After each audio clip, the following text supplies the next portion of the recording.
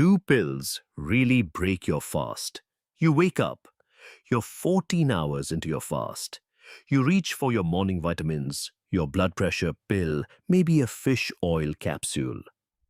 And then you pause. Will these pills break my fast? Will they undo everything I've worked for overnight? This is one of the most common questions in the fasting world. And today, we're going to answer it once and for all. Here's the thing.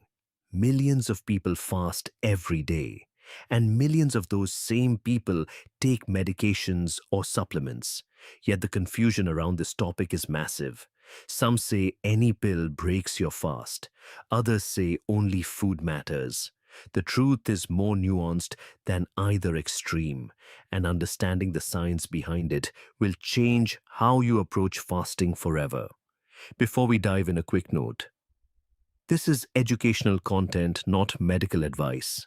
If you take prescription medications, especially for chronic conditions like diabetes, heart disease, or thyroid issues, always follow your doctor's guidance. Never skip or change your medications for fasting. Your health comes first. Always. Today, we'll explore what actually happens inside your body when you take a pill during a fast. We'll look at which pills are completely safe, which ones might have some impact, and which ones you should definitely save for your eating window. By the end, you'll have total clarity. Let's start with something most people get wrong. When someone asks whether a pill breaks their fast, they usually think about calories. A 10-calorie vitamin, a 5-calorie fish oil capsule. They do the math and wonder if those tiny numbers matter. But here's what the science actually tells us. Breaking a fast isn't just about calories. It's about triggering specific biological responses in your body. A 10-calorie vitamin pill is not the same as 10 calories of sugar.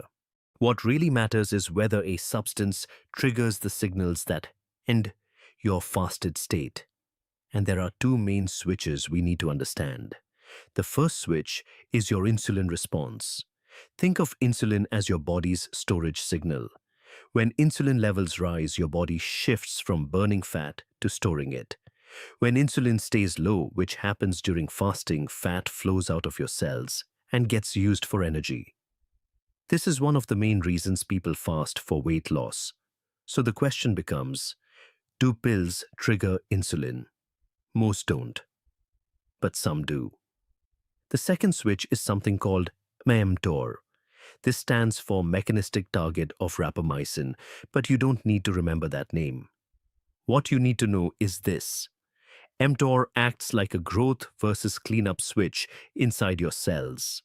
When mTOR is active, your cells focus on building. They make new proteins. They grow. They repair and expand. When mTOR is quiet, which happens during fasting, your cells focus on cleaning. They remove damaged parts. They recycle old proteins. They clear out cellular debris. This cleaning process has a name. It's called autophagy. And in 2016, Japanese scientist Yoshinori Ohsumi won the Nobel Prize in Medicine for discovering how autophagy works. His research showed that when cells are deprived of nutrients, they activate this remarkable self-cleaning system. Damaged mitochondria get recycled. Misfolded proteins get broken down. It's like a deep clean for every cell in your body. This is why autophagy has been linked to longevity, reduced inflammation, and lower risk of diseases like Alzheimer's and cancer. And this is what many people are trying to protect when they fast. So the question becomes, do pills activate mTOR? Some do, most don't. Now, why does your body have these switches in the first place? The answer lies in millions of years of evolution. Our ancestors didn't have refrigerators. They didn't have supermarkets. They lived through unpredictable cycles of feast and famine. When food was abundant, their bodies switched to building mode. Store energy, build muscle, grow. When food was scarce, their bodies switched to cleanup mode. recycle damaged cells, conserve energy, survive until the next meal. mTOR and autophagy are ancient software, still running in your body today. Every pill you take, every supplement you swallow sends a signal to this system. The question is, what signal are you sending? Let's look at how different nutrients affect these two switches. Carbohydrates are the strongest insulin trigger. Even small amounts can spike your blood sugar, which causes insulin to rise. This is why pills with sugar coatings or sweetened supplements matter more than you might think. Protein, especially amino acids, has a moderate effect on insulin, but a strong effect on mTOR. Protein tells your body that nutrients are available, that it's time to build rather than clean. One amino acid in particular, called leucine, is extremely powerful at activating mTOR. This becomes important when we talk about supplements later. Fat has the smallest impact. Pure fats cause minimal insulin response and minimal mTOR activation. This is why pure fish oil or MCT oil have less effect on your fasted state than protein or carbs. But they still contain calories, so technically they do break a strict fast. Now comes the central question. Where do medications fit into this picture? Do they trigger insulin? Do they activate mTOR? Let's find out. The good news is that most standard medications fall into the safe category. They have negligible impact on your fasted state. Let's start with water-soluble vitamins like B complex and vitamin C. In their pure form, these have 0 calories. They don't trigger an insulin response. They don't activate mTOR. You can take them during your fasting window without any concern. One note though, some people feel nauseous taking B vitamins on an empty stomach. If that's you, it's perfectly fine to take them with food instead. Thyroid medications like levothyroxine or Synthroid are actually better absorbed on an empty stomach. They contain no calories and cause no insulin spike. Many doctors specifically recommend taking these 30 to 60 minutes before eating. They're completely fasting friendly. Blood pressure medications, including ACE inhibitors, ARBs and beta blockers, come in standard tablet or capsule form with negligible calories. They don't cause significant insulin or mTOR response. They're safe during fasting. And this is important. Never skip these medications for the sake of fasting. Blood pressure control is essential for your health. Statins and cholesterol medications have no impact on fasting metabolism. Some work better when taken at night, but that's unrelated to fasting. Continue taking them as prescribed. Antidepressants and anti-anxiety medications are generally fasting neutral. Follow your prescribed timing. Mental health management is always the priority. Now let's talk about medications that require more careful consideration. Insulin and diabetes medications directly affect blood sugar, which is the core of what fasting influences. If you take insulin sulfonylureas or other glucose-lowering medications, fasting becomes more complex. These medications can cause hypoglycemia or dangerously low blood sugar if you don't eat. This is critical. If you have diabetes and want to try fasting, you must work closely with your doctor. Never adjust insulin doses on your own. Steroid hormones like prednisone or cortisone can raise blood sugar and may affect insulin sensitivity. If you're prescribed, these take them as directed, but be aware they might impact your fasting results. Your doctor's guidance is essential here. Certain antibiotics require food for proper absorption or can cause severe nausea on an empty stomach. If the label says, "Take with food," follow that instruction. Completing your antibiotic course is far more important than maintaining your fast. Here's something most people never consider. It's not just the active ingredient in a pill, it's also what the pill is made with.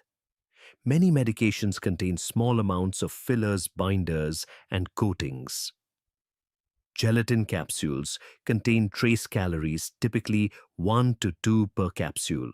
Sugar coatings might add a few more. Some pills contain small amounts of starch or lactose. Should you worry about this? Generally, no. These amounts are so minimal that they have negligible metabolic impact. There's a commonly cited threshold of about 50 calories. Below this level, most people stay in a fasted state with minimal disruption to autophagy. The key is to focus on the active ingredient's effect, not the tiny amount of filler material. Now let's shift to supplements. This is where things get more interesting. Some supplements are completely safe during fasting. Electrolytes, including sodium, potassium, and magnesium, contain 0 calories. They don't trigger insulin. They don't activate mTOR. In fact, electrolytes are actually recommended during fasting to prevent dehydration and muscle cramps. Plain salt, potassium chloride, magnesium citrate, all safe, all helpful. Pure creatine monohydrate is calorie-free and doesn't cause an insulin response in its pure form. But be careful here. Many commercial creatine products contain added sugars or dextrose to help absorption. Check the label. Probiotics typically contain no digestible calories and don't trigger insulin or mTOR. They're safe during fasting. Now here's an important distinction many people miss. Vitamins fall into two completely different categories based on how they're absorbed. Water-soluble vitamins like vitamin C and B complex dissolve in water and are absorbed directly. They don't need food. They don't need fat. You can take them during your fast without any issue. Fat-soluble vitamins are a different story. These include vitamins A, D, and K. They need dietary fat to be properly absorbed. If you take vitamin D on an empty stomach, your body only absorbs a small fraction of it. The rest gets wasted. So while these vitamins don't technically break your fast, you should take them with a meal that contains fat for maximum benefit. Otherwise, you're just throwing money away. Now let's talk about supplements that will likely break your fast. Branched-chain amino acids, commonly called BCAAs, are a popular choice for people who exercise while fasting. But here's what most people don't realize. BCAAs, especially leucine, directly activate mTOR. Remember what happens when mTOR turns on autophagy, turns off. Even though BCAAs have minimal calories, they shut down the cellular cleanup that you're fasting for. If autophagy is your goal, avoid BCAAs during your fasting window. Protein powders are obvious. They contain protein and calories. They trigger a strong insulin response. They strongly activate mTOR. Save these for your eating window. Gummy vitamins are a hidden problem.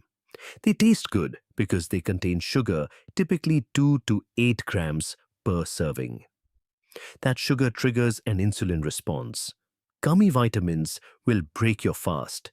Switch to regular capsules or tablets if you want to take vitamins while fasting. Fish oil and omega-3 capsules contain about 5 to 10 calories of fat per capsule. They have minimal impact on insulin and mTOR. For a strict autophagy-focused fast, you should probably save them for your eating window. But for general intermittent fasting focused on weight loss, they probably won't derail your results. Now I want to ask you something. What surprised you more? The fact that BCAAs actually stop autophagy, or that sweeteners might trigger insulin even with 0 calories? Drop your answer in the comments. I'm curious to know. Speaking of sweeteners, let's address this question directly. When you taste something sweet, even if it has 0 calories, your brain anticipates sugar. This is called the cephalic phase, insulin response. Your body prepares for incoming carbohydrates by releasing a small amount of insulin. The sugar never comes, but the insulin was already released. Research on this is mixed. Some studies show significant effects, others show minimal impact. The response seems to vary between individuals and between different sweeteners. Stevia and monk fruit appear to have less impact than sucralose or aspartame. The practical advice is this: when possible, choose unflavored supplements during your fasting window. If you use sweetened supplements, pay attention to how your body responds. Now let's address the most debated topic in fasting circles: collagen. Some experts say collagen is fine during fasting. Here's their reasoning. Collagen is low in leucine, the amino acid that most strongly activates mTOR. Some research suggests minimal autophagy disruption from collagen compared to other proteins. And for people doing extended fasts, collagen might help preserve muscle. Other experts say collagen breaks your fast. Their reasoning is also sound. Collagen is still protein. It still contains calories. It still contains amino acids that trigger some insulin response. For strict autophagy goals, it introduces unnecessary risk. So where does the truth lie? If your primary goal is weight loss and metabolic health, small amounts of collagen probably won't derail your progress. If your goal is maximum autophagy and cellular cleanup, it's safer to save collagen for your eating window. And if you're genuinely unsure, you can test your own response, which I'll explain in a moment. Let's move to practical guidance. What should you actually do with all this information? First, and most important, your prescribed medications are not negotiable. If you take medications for diabetes, heart disease, thyroid conditions, mental health, or any chronic illness, keep taking them exactly as prescribed. The benefits of your medications far outweigh any theoretical fasting optimization. Fasting is a tool for health. It should never compromise your medical treatment. That said, here are some strategies for taking medications during your fast. Consider timing. If a medication can be taken at any time of day, consider taking it near the end of your fast or at the start of your eating window. This way, if it does have any impact, you're already transitioning out of your fasted state. But only adjust timing if your doctor confirms it's safe. For medications that require food, take them with your first meal. Don't compromise medication effectiveness for fasting. Proper absorption matters. Water is always allowed. Take all pills with plain water. Water never breaks a fast, and staying well hydrated is essential, especially when fasting. There are some warning signs you need to know about. If you experience severe dizziness lasting more than 30 minutes, stop fasting and eat something. If you feel your heart racing or pounding abnormally, that's your body telling you something's wrong. Confusion, difficulty concentrating, feeling unusually foggy. These are signals to pay attention to. Shaking hands, sudden sweating, unusual irritability. These are classic signs of low blood sugar. Don't try to push through these symptoms. Break your fast. Eat something. And if symptoms continue, consult your doctor. Being tough doesn't mean ignoring your body's distress signals. If you want to know for certain how a specific supplement affects your fasted state, here's how to find out. Check your blood sugar when you're fasted before taking the supplement. Take the supplement with water. Wait 30 minutes. Check your blood sugar again. If it rose significantly, more than 10 to 15 milligrams per deciliter, that supplement likely triggered an insulin response. If it stayed stable, you're probably fine. For even more detailed information, continuous glucose monitors like Freestyle Libre or Dexcom provide real-time data. You can see exactly how your body responds to any pill or supplement. It removes all the guesswork. And when in doubt, ask your doctor or pharmacist. They can review your specific medications and supplements and give you personalized advice. That always beats general rules from the internet. Let's bring everything together. Do pills really break your fast? Here's the truth. Most standard medications have no significant impact on autophagy or your fasted state. The tiny amounts of fillers or coatings in pills are negligible. What matters is the active ingredient and whether it triggers insulin or mTOR. What actually breaks a fast? Supplements with calories like protein powders and gummy vitamins. Amino acids, especially BCAAs, because they activate mTOR. Anything with sugar or significant carbohydrates. What doesn't break a fast? Most prescription medications in tablet or capsule form. Electrolytes, water-soluble vitamins in pure form. Most mineral supplements. Remember the bigger picture here. Fasting is about working with your body, not against it. It's not about perfection. It's about progress. If you need to take medications, take them. If a supplement helps you feel better and complete your fast, successfully use it. The goal is sustainable health over the long term, not rigid rules that make your life miserable. Now I want to hear from you. What medications or supplements were you unsure about before this video? Did anything surprise you?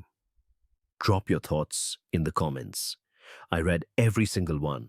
And if you know someone who takes supplements during their fast without knowing this information, send them this video. It could completely change their results. Here's a question for discussion. Some experts say collagen is perfectly fine during fasting.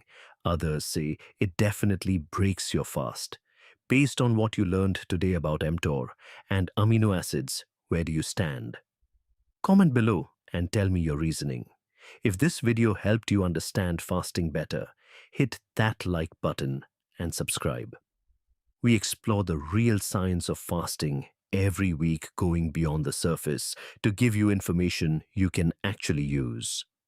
Next time, we're looking at what happens when you break your fast the wrong way. The refeeding mistakes that can undo all your hard work. You won't want to miss it.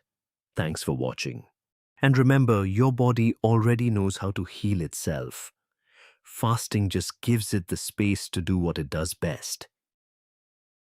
You've probably asked yourself this at some point. How long do I actually need to fast for it to do anything? 12 hours, 16, more. Here's the thing. Most fasting content gives you a number without explaining what that number actually does. So you end up following a timer without really knowing what you're waiting for. And that's a shame, because once you understand what your body is actually doing at each stage, fasting stops feeling like a guessing game and starts making a lot more sense.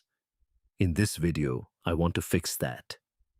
We're going through 7 specific fasting milestones, and for each one, I'll tell you exactly what's happening inside your body in plain language. No complicated terms, no overwhelming science, just clear, honest explanations of what your body is doing and why it matters. By the end, you won't just know how long to fast. You'll know why each duration is different from the one before it. One note before we start: this is educational content, not medical advice. If you have any health conditions, please check with your doctor first. If you're finding this helpful already, go ahead and subscribe. It takes 1 second and it genuinely helps the channel grow. And drop a comment below if you've been fasting for a while but always wondered what's actually going on inside your body at each stage. I'd love to hear where you're at. Now, before we get into the first milestone, there's something worth knowing upfront, because it quietly changes how you read everything that follows. Your fast doesn't start when you stop eating. It starts when your body has finished processing your last meal. Those two moments are not the same. After a real dinner, your body can spend 3 to 5 more hours just working through what you gave it. The countdown on your fasting app and the clock your body is actually running are often several hours apart. This isn't a flaw in the system, but it does mean the milestones we're about to go through are measured from when your body has genuinely finished with that last meal, not from when you decided to stop eating. Keep that in the back of your mind as we go. Let's start at the beginning. In the first few hours after your last meal, Your body is still very much in processing mode. This is completely normal, and it's important to understand why before anything else makes sense. When you eat, your body releases a hormone called insulin. Think of insulin as a signal that tells your body what to do with the energy that just arrived. While insulin is active and circulating, your body is in storage mode. It takes the sugar from your food and moves it into your muscles, your liver, and your fat cells for later use. During this time, your body won't pull from fat stores for energy. There's no need to. The incoming fuel takes care of everything. After about 4 to 6 hours, insulin finishes its job and starts coming back down to a resting level. At that point, your body shifts gears. Instead of living off what you just ate, it starts drawing from a reserve of stored sugar that it keeps in the liver at all times. Think of this reserve as a small tank your body topped up during the last meal, ready to release slowly, so things keep running smoothly between meals. Nothing dramatic is happening yet. Your body is simply managing its own resources the way it always does. But this phase sets the foundation for everything that comes next. The body has to work through this stored supply before it can move into any of the more interesting stages. So if you ate a large meal at 9 in the evening, the real biological fasting clock may not start running until closer to midnight or later. That's not a problem. It's just the honest timeline. Now let's move into what starts to change around the 14 to 16-hour mark, because this is where the first meaningful shift happens. As your liver's reserve runs lower and lower, the cells in your body pick up on the change. There's a sensor inside every cell that monitors energy availability. When levels drop below a certain point, this sensor activates and sends a message that flips the cell's priorities. Instead of focusing on building and growing, it turns towards something different, cleaning and recycling. The recycling process that begins here is called autophagy, which simply means the cell is breaking down its own worn-out or damaged internal parts and reusing the raw material. Picture the inside of a cell as a workspace that accumulates clutter over time. Old equipment that no longer works properly, parts that have worn down and are slowing things up. This process is the equivalent of finally clearing all of that out, stripping it down to usable components, and putting them back to work. The cell runs better and nothing goes to waste. What matters here is that this process doesn't snap on at a fixed hour like a light switch. It's more like a volume knob that starts low and keeps turning up the longer you continue fasting. At 16 hours, it's running, but it's still in the early stages. This is why calling 16 hours the magic number for autophagy is a bit misleading. The process is real, but it's just beginning to build. One small habit worth knowing about: if you wait around 60 minutes after waking up before your first meal, you naturally extend the overnight fast without changing anything else about your day. For a lot of people, that one adjustment alone is enough to push past 16 hours of real biological fasting on a regular basis. Something happens around the 18 to 20-hour mark that most people don't expect, and it's one of the most interesting parts of this whole process. Most people assume that the longer they fast, the hungrier they get. Hour by hour, wave by wave, getting harder and harder to resist. That's a reasonable assumption. But the body doesn't always follow what seems reasonable. Here's what's actually going on. Around this time, the liver starts doing something new with the fat it's pulling from your body's stores. Instead of just releasing it into the bloodstream, as is it begins converting some of that fat into a different kind of fuel called ketones. Ketones can power your brain and muscles just as effectively as sugar. The difference is where they come from: your own stored fat, not food. Once ketones start circulating, they do something that changes the whole experience.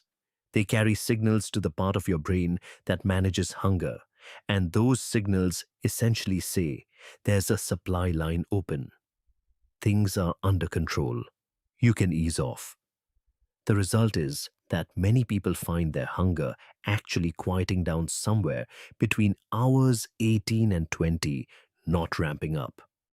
The hunger hormone called ghrelin also plays into this in an interesting way. Ghrelin doesn't keep climbing the longer you fast. It rises in short bursts, usually around the times you normally eat peaks for an hour or two, and then falls back down on its own if you don't respond to it. What feels like an escalating hunger signal is often just a scheduled ghrelin burst running on habit. If you sit with it for a couple of hours, it typically passes. If you reach the 20-hour mark and feel a wave of hunger coming on, consider giving it a 2-hour window before you make any decisions about stopping. You may find it clears on its own. That said, this only applies if you're a healthy adult with no conditions affecting your blood sugar. If you're on medication that requires food or have diabetes, the rules are different and you should be following medical guidance, not YouTube timelines. Now, let's get to the 24-hour mark. And I want to spend a little more time here because there's a piece of science that doesn't get brought up enough. At 24 hours, the internal cleanup process that started quietly around hour 16 has grown considerably. Research indicates it can reach roughly 3 times its normal rate at this point. That's no longer a slow background job. That's the full crew on site. Now here's the story I want to share, and I don't think you've heard it told this way before. There's a researcher named Ana Maria Cuervo at the Albert Einstein College of Medicine in New York. She's spent over 2 decades doing one thing, trying to understand why cells age. Not disease, not injury, just the quiet, ordinary process of getting older and why the body slowly stops working as well as it used to. What she kept finding year after year across organ after organ was the same answer. The cleanup system inside cells slows down with age. The internal recycling process that cells use to clear out damaged proteins and worn-out parts becomes less efficient over time. And as it slows down, the damage accumulates. The cell keeps trying to work, but it's operating in an increasingly cluttered environment. Here's where it gets genuinely interesting. Her research showed that when she prevented this slowdown in the liver cells of aging mice, those cells continued to function the way a much younger liver would. The age-related decline was not inevitable once the cleanup system stayed active. And when her team looked at people who had reached 100 years old, they found something striking. These centenarians, people who had outlived the average human lifespan by decades, had internal cleanup activity in their cells that looked far more like a middle-aged person's than an elderly person's. The cells were still clearing things out efficiently. The system hadn't wound down the way it typically does. So what activates the system most reliably? Nutrient deprivation. The absence of food is one of the most powerful natural signals that tells your cells to stop accumulating and start clearing, which is exactly the state your body enters around the 24-hour mark of a fast. This isn't a performance-enhancing trick. It's a basic cellular function that your body is fully equipped to carry out. It just needs the conditions to do it. Fasting creates those conditions. Moving into the 48-hour mark, a protective mechanism enters the picture that directly addresses the concern most people bring up when they think about fasting for this long. The concern is muscle loss, and it's a fair one.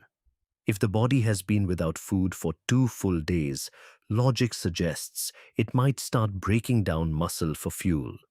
The biology, however, tells a different story. Around the 48-hour mark, the body releases a significant surge of human growth hormone. Despite what the name suggests, this hormone isn't in the business of building during a fast. Its role at this stage is closer to protection.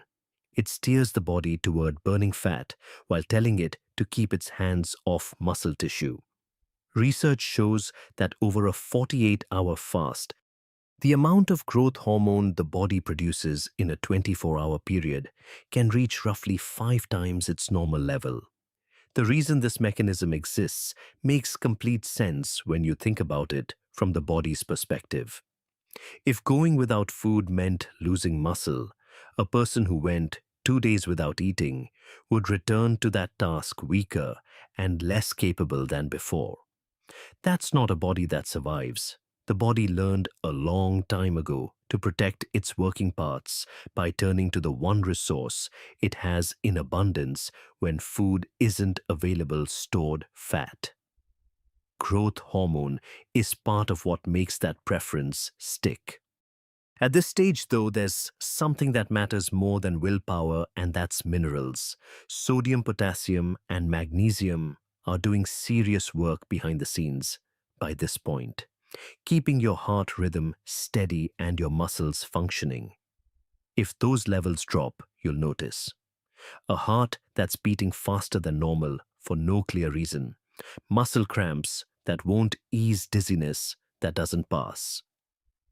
These are signals to take seriously, not push through. And reaching 48 hours is genuinely not right for everyone. If you have a heart condition, kidney issues, an active illness, or any kind of condition being managed by medication, please speak to a doctor before attempting this. That conversation matters. Now we come to the 72-hour mark. And this is the one where the scientists themselves were caught off guard.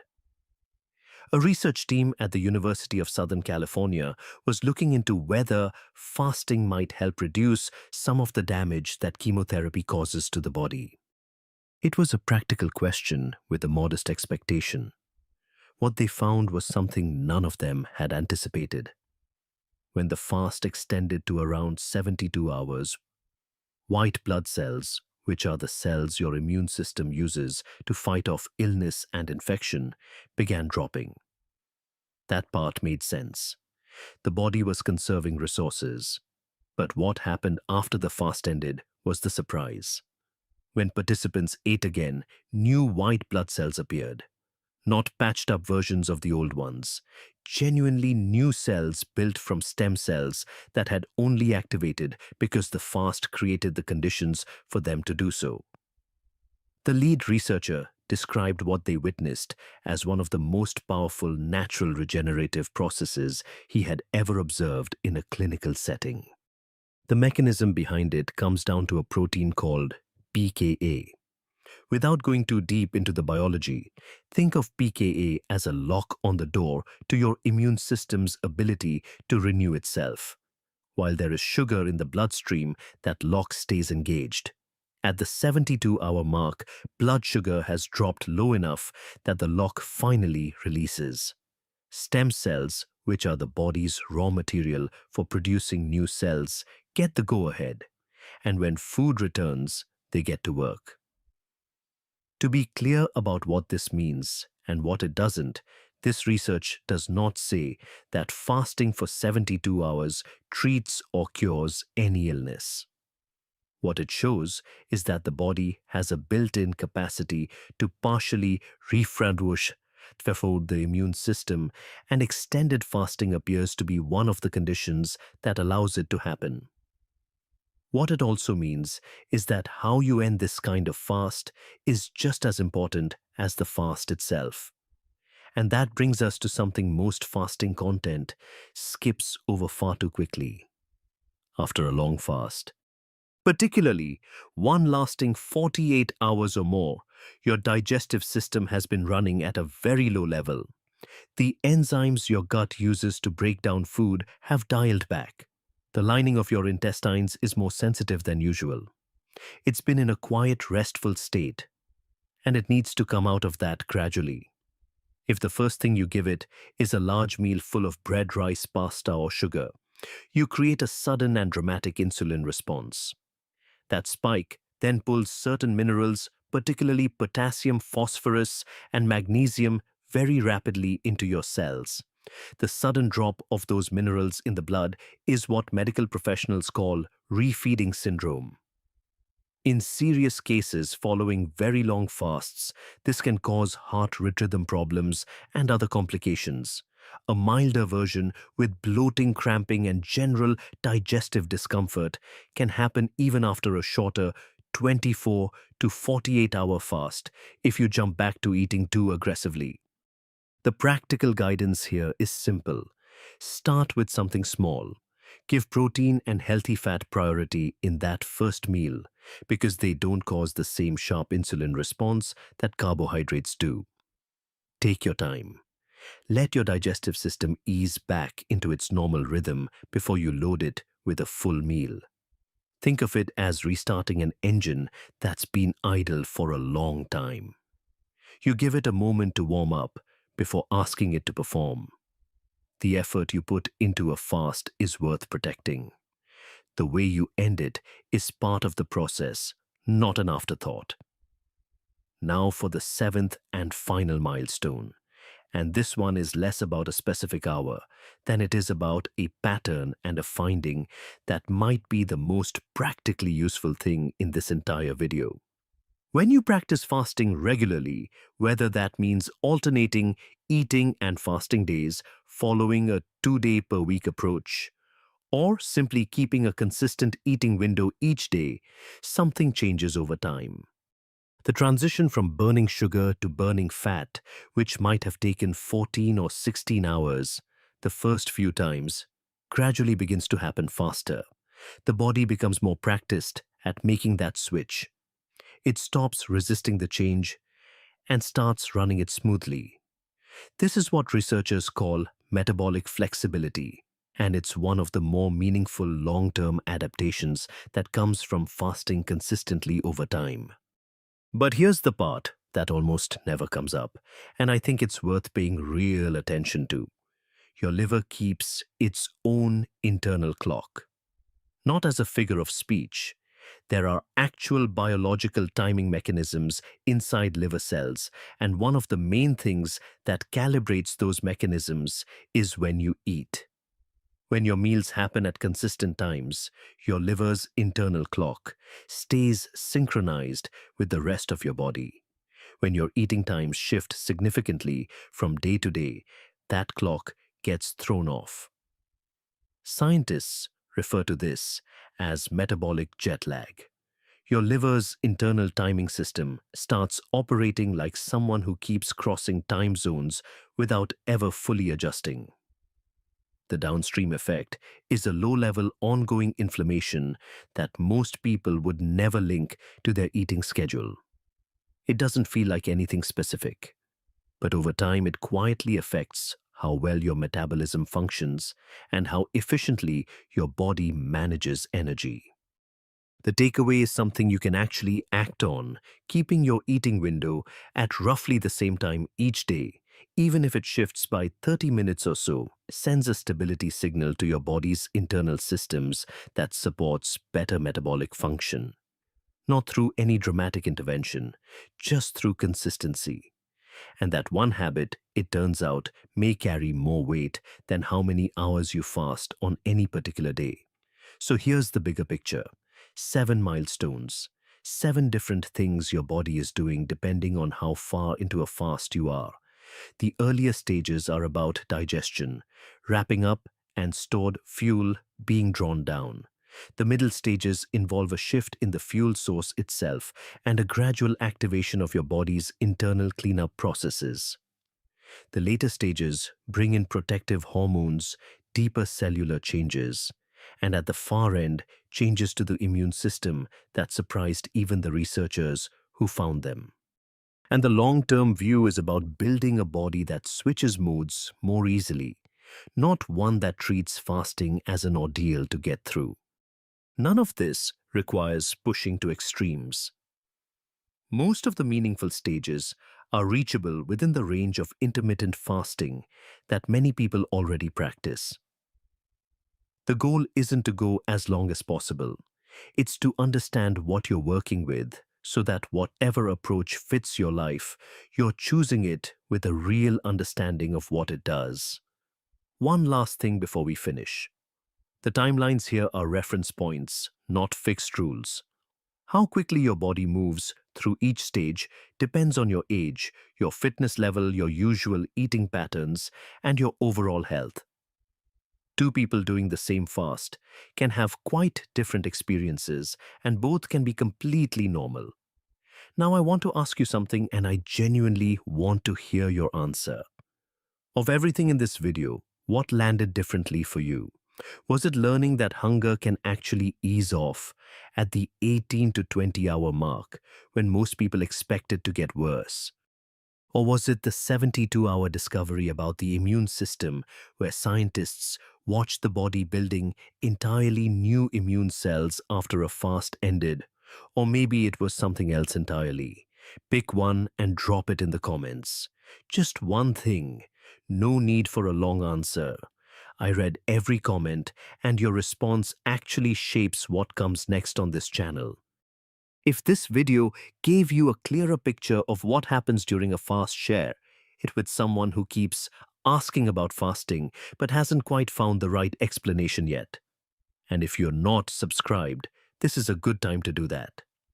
There's more of this kind of content coming, explained the same way, plainly, honestly, and without anything you don't need.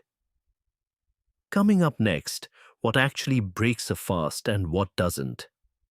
The science on this is more nuanced than most content suggests, and some of the answers that show up most often online are not as accurate as they seem. That video is coming soon. Thank you for being here. Take care of yourself, and I'll see you in the next one. What happens to your thyroid when you stop eating for 16, 18, or even 24 hours? If you've ever wondered whether intermittent fasting could hurt your thyroid or slow down your metabolism, you're not alone. Millions of people are asking the same question. And honestly, the answer might surprise you. Because here's the thing, your thyroid doesn't just sit there waiting for food. It responds. It adapts. And what happens inside your body during a fast is far more interesting than most people realize. In this video, we're going to walk through exactly what happens to your thyroid hormones when you practice intermittent fasting. Hour by hour, step by step. We'll look at the science, explain why certain changes occur, and most importantly, help you understand whether fasting could actually support your thyroid rather than harm it. Now, before we dive in, this is educational content, not medical advice. If you have a thyroid condition or you're on medication, talk to your doctor before making any changes. That said, let's get into the science. To understand what fasting does to your thyroid, you first need to understand how this small gland actually works. Your thyroid is a butterfly-shaped gland sitting at the front of your neck, just below your Adam's apple. It weighs only about 20 to 30 grams, roughly the weight of a few coins. But don't let its small size fool you. This tiny gland controls something massive, your metabolism. Every single cell in your body depends on thyroid hormones to function properly. Your energy levels, your body temperature, your heart rate, your weight, your digestion, your muscle strength, even your mood and mental clarity. All of it is influenced by this tiny gland. When your thyroid works well, you barely notice it. You have steady energy throughout the day. Your weight stays relatively stable. You think clearly. You feel like yourself. But when thyroid function is off, even slightly, you feel it everywhere. Here's how the system works.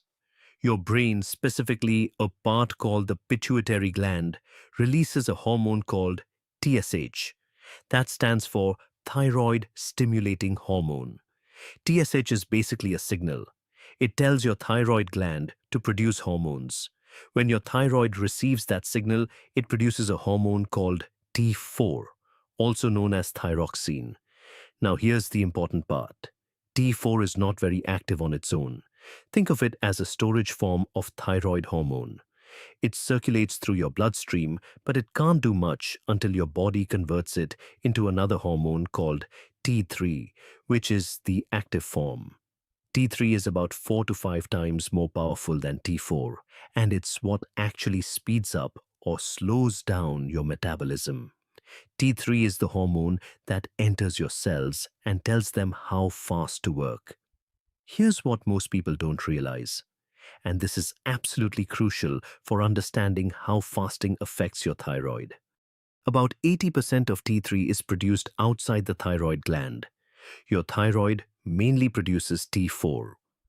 The conversion from T4 to T3 happens throughout your body, but most of it occurs in your liver and your gut. Special enzymes called iodinases are responsible for this conversion. This is crucial to understand because when we talk about fasting and thyroid health, we're not just talking about the thyroid gland itself. We're talking about the entire conversion process that happens throughout your body. When everything is balanced, you feel energized.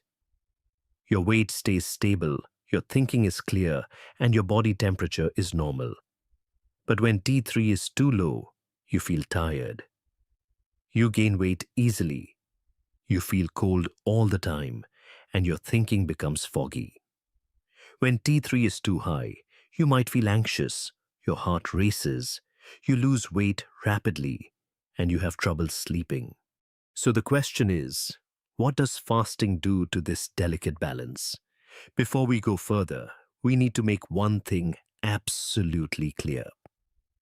Intermittent fasting is not the same as eating very few calories for a long time.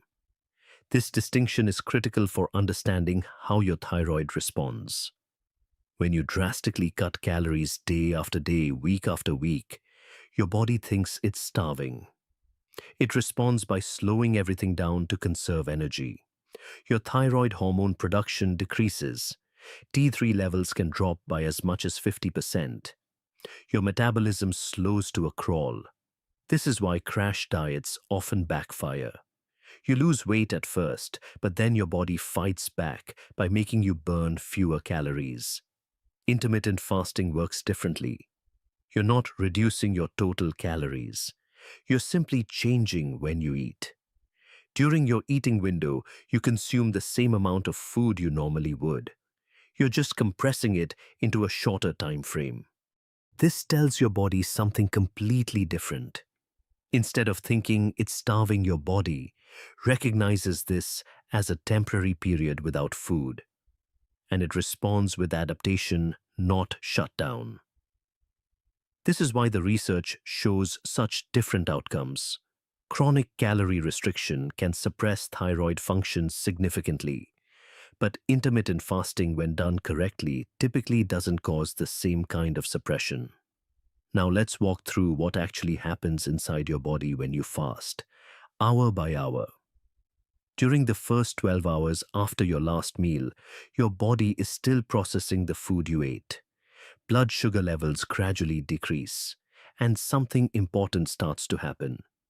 Your insulin levels begin to drop. Insulin is the hormone that helps your cells absorb glucose from your blood. When you eat, insulin goes up. When you don't eat, insulin goes down. Simple enough. But here's what most people don't know. Insulin levels directly affect how well your body converts T4 into T3. This connection between insulin and thyroid function is one of the most overlooked aspects of metabolic health. Research has shown something remarkable. In healthy individuals, the conversion rate from T4 to T3 is about 77%. But in people with insulin resistance or diabetes, that conversion rate drops to only 45%. That's a massive difference. Nearly half the conversion efficiency is lost. And here's the kicker. Even when blood sugar levels improved in those studies, the conversion rate only went up slightly to about 46%. The damage from chronic insulin resistance doesn't reverse quickly. What does this mean for you? It means that chronically elevated insulin may be interfering with your thyroid hormone conversion, and fasting by lowering insulin levels may actually help that conversion process work better. During these first 12 hours, you probably won't feel much difference. Your body is still running on energy from your last meal. But the hormonal shifts are already beginning. Between hours 12 and 18, things start to get more interesting. Your insulin levels are now significantly lower than they were after your last meal. This creates better conditions for the enzymes that convert T4 to T3. These enzymes are called iodinases. There are three types, and understanding them helps explain a lot about thyroid health. D1 and D2 help convert T4 into active T3. They are the workers that create the hormone your cells actually use. T3 does the opposite. It breaks down T3 and converts T4 into something called reverse T3, which is inactive. Reverse T3 is essentially a way for your body to deactivate thyroid hormone when it needs to slow things down. The balance between these enzymes determines how much active T3 your cells actually receive. And this balance can shift based on many factors, including your insulin levels. When insulin is chronically high, the balance between these enzymes shifts in an unfavorable direction. T1 activity can decrease, which means less T3 production in your liver and other tissues. But when insulin drops during fasting, D1 and D2 can function more efficiently. The conversion pathway opens up. Your liver plays a starring role here. Remember, most T4 to T3 conversion happens in the liver. When your body isn't constantly dealing with incoming food and the insulin spikes that come with it, your liver can focus more energy on hormone conversion. This is why people with insulin resistance often have symptoms that look exactly like hypothyroidism. Fatigue, weight gains, brain fog, feeling cold. Their thyroid gland might be working perfectly fine. The problem is, the conversion process is impaired. By improving insulin sensitivity, fasting may help restore more efficient hormone conversion. Not by changing the thyroid itself, but by optimizing the environment where conversion happens. Now we reach hours 18 to 24. This is where something interesting occurs, and it's important to understand what's really happening. During this period, T3 levels in your blood may decrease slightly. Studies show about a 6% drop. At the same time, reverse T3, the inactive form, may increase by about 16%. If you just look at those numbers, it might seem concerning. But here's what you need to understand. This is not damage. This is adaptation. Your body is incredibly smart. When food isn't coming in, it makes adjustments to conserve energy for the most critical functions. Your brain, your heart, your vital organs. The slight decrease in T3 is your body's way of saying, let's slow down the non-essential processes and save energy for what matters most. This is exactly what kept our ancestors alive.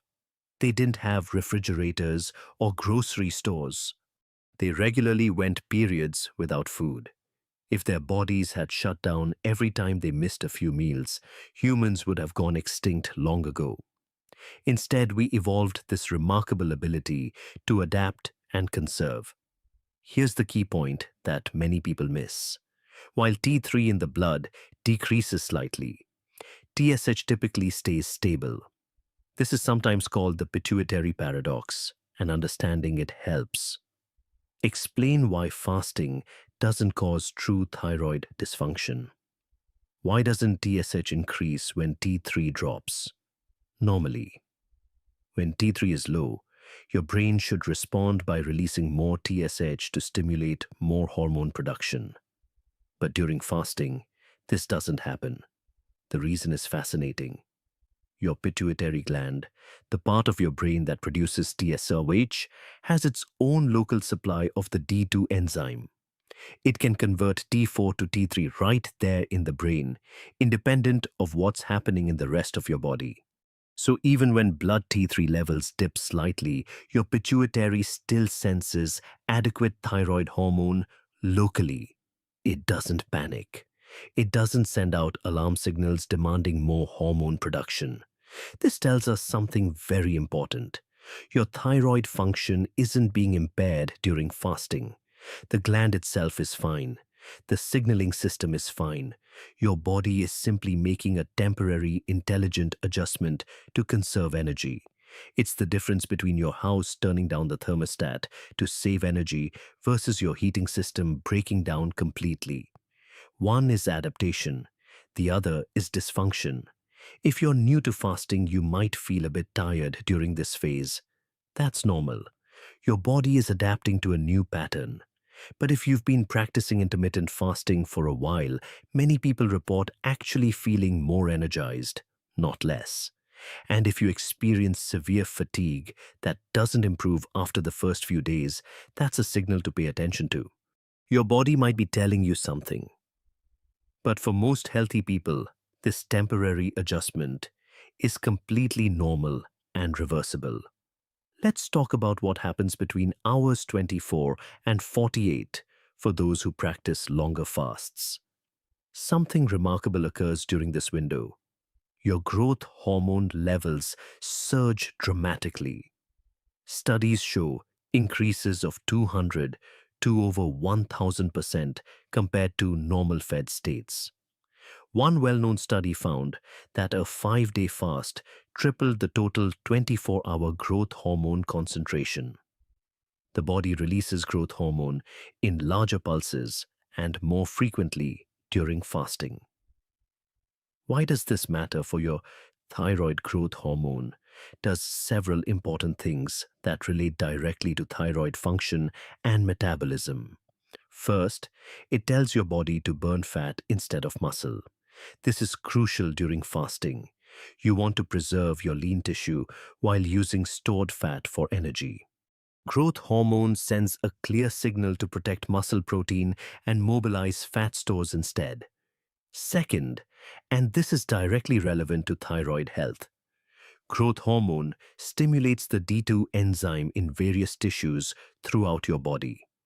Remember, D2 is the enzyme that converts T4 to T3 locally, right where it's needed in your muscles, your brain, and other tissues. So while blood levels of T3 might be slightly lower during extended fasting, the local conversion in your tissues may actually be enhanced by this growth hormone surge. This explains something that puzzles many people. Why do they feel more energetic and mentally sharp during extended fasts, not less? Part of the answer is this growth hormone surge and its effects on local hormone conversion and fat burning. Your ancestors needed this response. When food was scarce, they couldn't afford to become weak and foggy. They needed to be alert and strong enough to find their next meal. This growth hormone surge is your body's ancient survival code activating. Now here's something that addresses one of the biggest concerns people have about fasting and thyroid health. What happens when you eat again? The answer is reassuring. The changes we've described are temporary and reversible. When you break your fast and eat a meal, your T3 levels typically return to their baseline within hours. Studies confirm that T3 rapidly returned to normal levels once fasting ended. Your body doesn't stay in conservation mode. It recognizes that food is available again and shifts back to normal operation. This reversibility is fundamentally different from what happens with chronic calorie restriction. When you severely restrict calories for weeks or months, thyroid suppression can persist for a long time, even after you start eating normally again. Your body essentially learns to expect scarcity and maintains a slower metabolism as a protective measure. This is why yo-yo dieting is so damaging to metabolism. With intermittent fasting, you're not creating lasting suppression. You're creating a temporary adaptation that reverses completely and quickly as soon as you eat. Your body maintains its metabolic flexibility.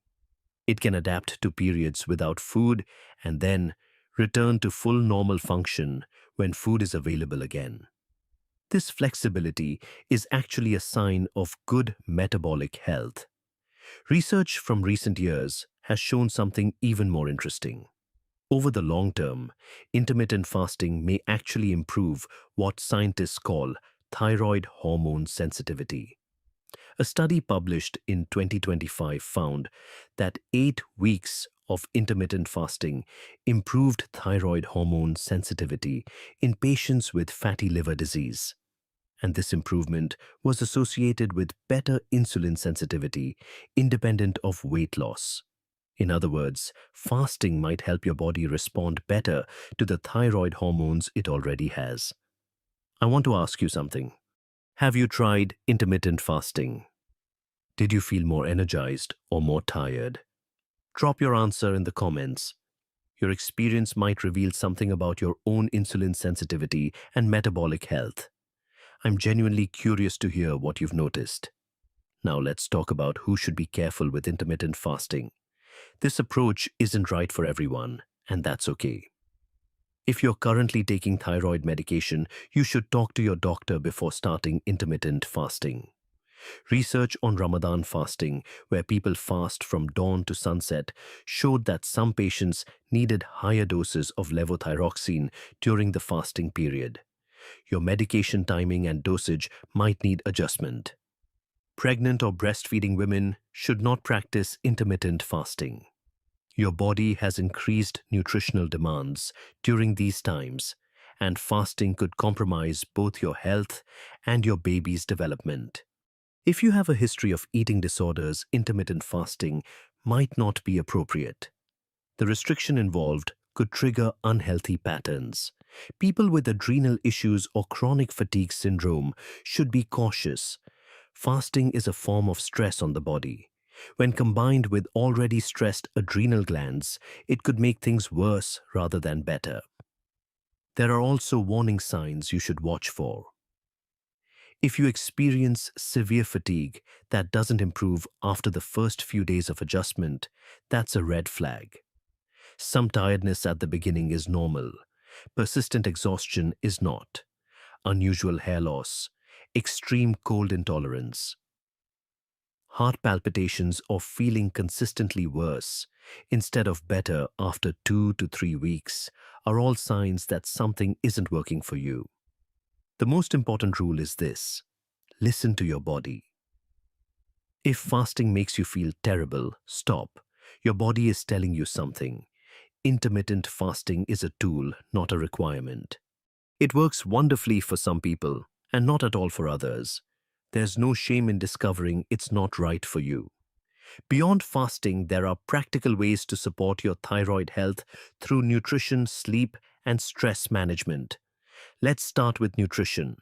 Your thyroid needs specific nutrients to function properly. Selenium is essential for the enzymes that convert T4 to T3. Without adequate selenium, conversion suffers. Good sources include Brazil, nuts, fish, eggs, and sunflower seeds. Just 2 or 3 Brazil nuts per day can provide all the selenium most people need.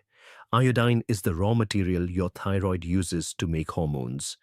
Good sources include seaweed, seafood, dairy products, and iodized salt. Most people in developed countries get enough iodine, but it's worth being aware of. Zinc also supports hormone conversion and helps your cells respond to thyroid hormones. You can find zinc in beef oysters, pumpkin seeds, and chickpeas. When you practice intermittent fasting, make sure you're eating enough during your eating window. The goal is to change when you eat, not to dramatically reduce how much you eat.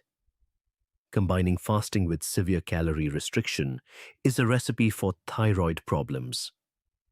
Sleep matters more than most people realize. Your thyroid hormones follow a circadian rhythm. They rise and fall throughout the day in a predictable pattern.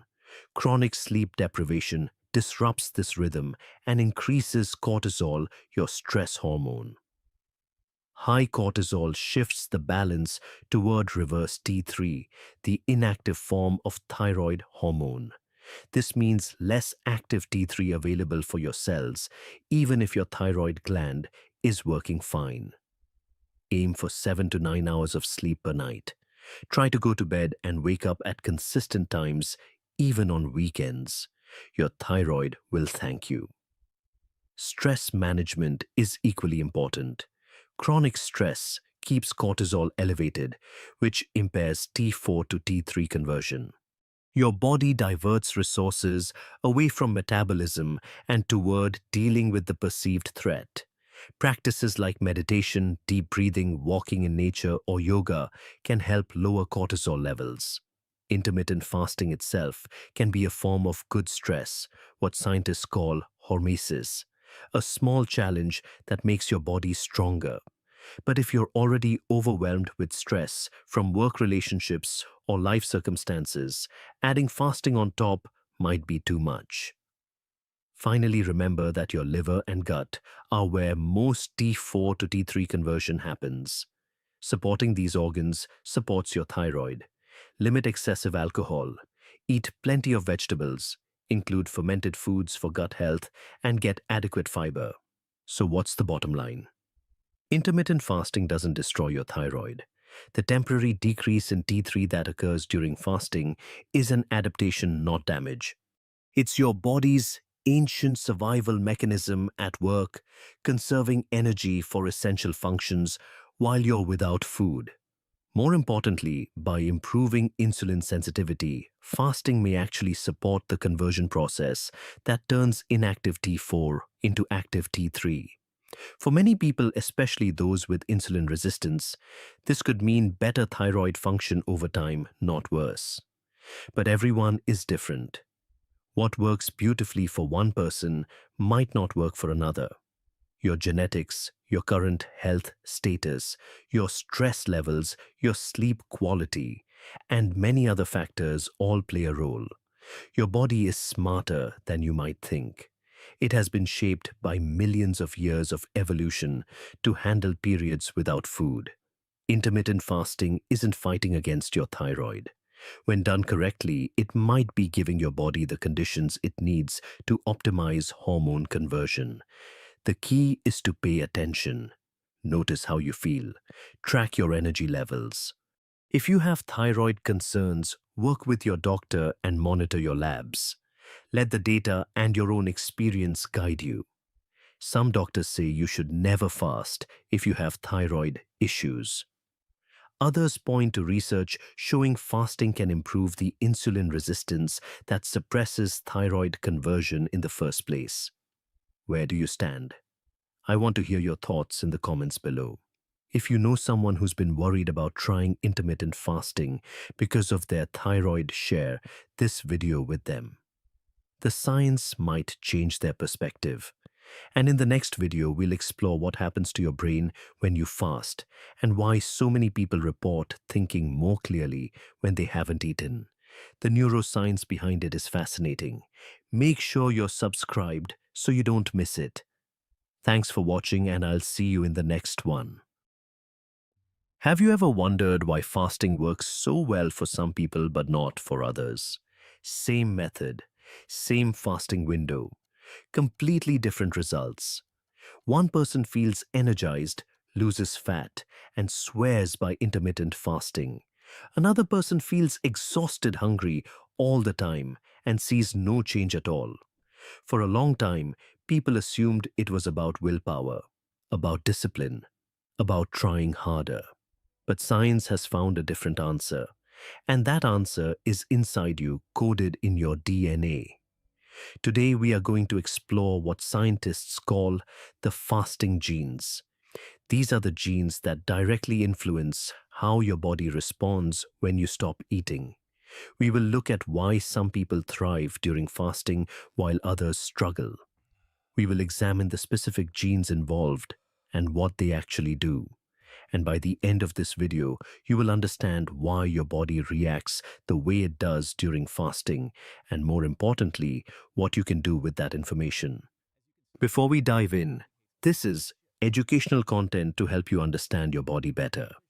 If you have any health conditions, please talk to your doctor before making changes to your diet. Now let us begin with a simple but important idea.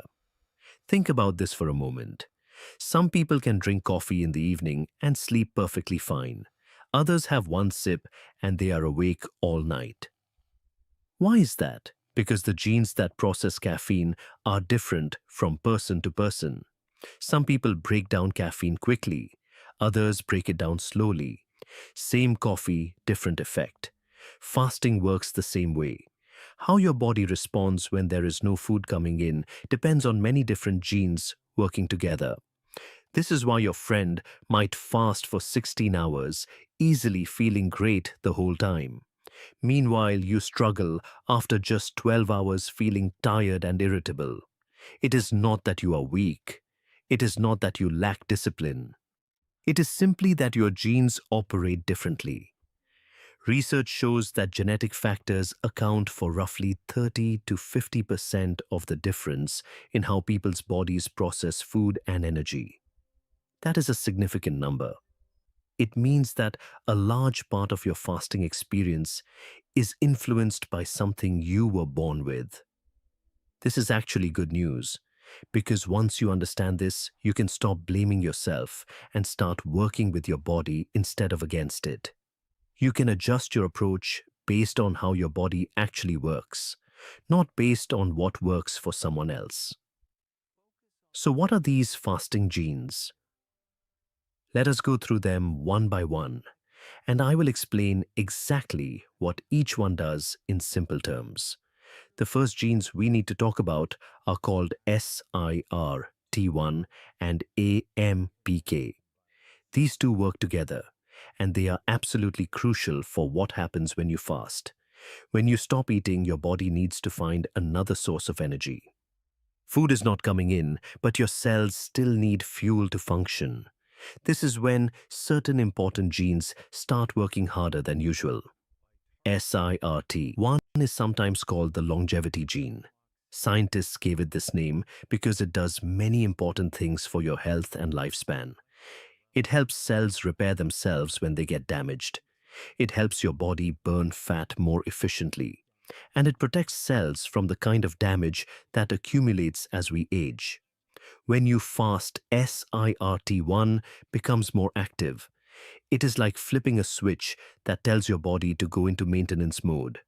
Instead of just processing incoming food, your body starts focusing on repair and cleanup. But here is the interesting part. The level of SIRT1 activity is not the same in everyone. Some people have gene variants that make their SIRT1 work stronger and faster. These people often see clear benefits from fasting because their repair systems kick into high gear. Studies on mice have shown something remarkable. When mice were genetically modified to lack the SIRT1 gene completely, they lived significantly shorter lives. And when SIRT1 was made more active than normal, mice lived longer and stayed healthier as they aged. Their bodies were better at repairing damage and fighting disease. Now let us talk about AMPK, the partner gene. Think of AMPK as your body's energy sensor. It is constantly monitoring how much energy is available in your cells. When you do not eat and your energy levels start to drop, AMP detects this change and sends out a signal.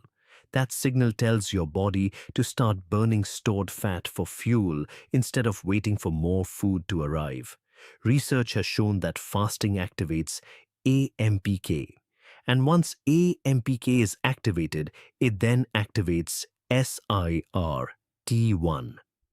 These two genes work together like partners in a relay race. One senses the low energy situation, the other responds by turning on repair processes and fat burning. The connection between these genes explains why fasting can have such powerful effects on the body. But it also explains why those effects vary so much from person to person. Your genetic variants determine how strongly this partnership works in your body. Some people have a powerful response, others have a more modest one. Now let us move on to a gene that many people are curious about. It is called FTO, and it has a big influence on your fasting experience. FTO influences two important things. First, how strong your hunger signals are. Second, how easily your body stores fat. Some people have a variant of the FTO gene that makes them feel hungrier than the average person. The signals telling them to eat are simply louder and more persistent. For these people, fasting is genuinely harder. Not because they lack willpower, but because the hunger signals in their body are actually stronger than what other people experience. This is an important point. If you have always struggled with hunger during fasting, it might not be a character flaw. It might be your genes. But here is the encouraging news. A study followed 57 people with overweight and obesity during the month of Ramadan. During this time, they fasted from dawn to sunset every day for 30 days. The researchers measured the activity of the FTO gene before the fasting month began and again after it ended. What they found was surprising and hopeful. After 1 month of daily fasting, FTO gene activity decreased by 32%. The gene that makes people feel hungrier and store fat more easily became significantly less active. And this happened even in people who did not lose much weight during the study. What does this mean for you? It means fasting can actually change how your genes work. Your genes are not your destiny. They are more like a starting point. The choices you make about eating and fasting can influence how those genes express themselves. This is a powerful idea worth repeating. The genes you were born with give you a starting point, but how you live your life can change how those genes behave. Of course, if you feel so hungry that you become dizzy or cannot concentrate, that is a sign your body needs you to stop. Always listen to those warning signals. Let us continue with another set of important genes. These are called clock and BMAL1, and they control something you experience every single day. Do you know why you feel sleepy at night and alert during the day? That is because of your internal body clock, also called your circadian rhythm. And this clock is controlled by genes, especially these two called clock and BMAL1. These genes do not just affect your sleep patterns, they also affect how your body processes food at different times of day, how efficiently you burn fat in the morning versus the evening, and even how other genes work throughout the 24-hour cycle. This is why when you eat and when you do not eat can be just as important as how long you fast. Research shows that fasting can affect many different genes depending on the time of day. The same fasting period can trigger different responses in the morning compared to the evening. Some people have body clock genes that work better when they fast in the morning and eat in the afternoon and evening. Others do better fasting in the evening and eating earlier in the day. In other words, it is not just about how long you fast. It is also about when you fast. And this optimal timing varies based on each person's genetic makeup. If you have tried fasting and it did not work well for you, consider this possibility. Maybe you were fasting at the wrong time for your particular body. Shifting your fasting window earlier or later in the day might make a significant difference in how you feel and what results you see. Now we need to discuss two more genes that affect important aspects of fasting. These are mTOR and APOE. One affects your muscles, the other affects your brain. Many people worry that fasting will cause them to lose muscle. This is a valid concern, and this is where understanding mTOR becomes helpful. mTOR works like a switch in your body that determines whether you are in building mode or cleaning mode. When you eat enough food, especially protein, mTOR turns on and your body focuses on building. This includes building and maintaining muscle tissue. When you fast, mTOR activity decreases. Your body then shifts into a different mode. Instead of building, it focuses on cleaning and repair. This cleaning process is called autophagy, which we will talk about more in a moment. During autophagy, your body removes damaged cells, old proteins, and makes room for new healthy ones. Some people have gene variants that cause mTOR to decrease very quickly during fasting. These people might lose muscle more easily because their body shifts to cleaning mode faster. Others have more stable mTOR activity and can maintain muscle better while still getting the benefits of the cleaning process. If you exercise heavily and are concerned about muscle loss, you may need to think carefully about your fasting timing and duration to find the right balance for your body. Now let us talk about the brain. Because what happens in your head during fasting is just as important as what happens in your body. The APOE gene affects how your brain uses energy. Normally, your brain runs primarily on glucose, which comes from the food you eat. But when you fast, your brain can switch to using ketones, a different energy source that your body makes from stored fat. Some people have APOE variants that allow their brain to make this switch very efficiently. These people often feel clear-headed, focused, and mentally sharp during fasting. Others have variants that make this switch slower and more difficult. They might experience what people call brain fog in the early days or weeks of fasting. Here is something interesting that recent research has revealed. People with the APOE4 variant, which is often considered unfavorable for long-term brain health, may actually benefit especially well from the ketone state during fasting. The initial brain fog they might experience could give way to improved mental clarity once their body fully adapts to using ketones. This brings us to one of the most celebrated discoveries in fasting science, a discovery that won the highest honor in medicine. In 2016, Japanese scientist Yoshinori Ohsumi won the Nobel Prize in Medicine. He was honored for discovering and explaining autophagy, the cellular cleaning process we mentioned earlier. Autophagy means self-eating. It sounds strange, even alarming, but this is actually one of the most intelligent and beneficial mechanisms in your body. When you fast for a sufficient period, your cells begin a thorough cleaning process. They identify damaged proteins, worn-out cell parts, and even harmful intruders like bacteria or viruses. Then, they break these things down into their basic components. These broken pieces are then recycled. Some become energy. Others become building materials for new healthy cell components. This process is controlled by a group of genes called ATG genes. When you fast long enough, these ATG genes are activated and autophagy begins in earnest. This is one of the most important benefits of fasting, and it goes far beyond weight loss. It is about cleaning your body at the cellular level. You are essentially giving your cells the time and the signal they need to take out the accumulated trash and repair themselves from the inside out.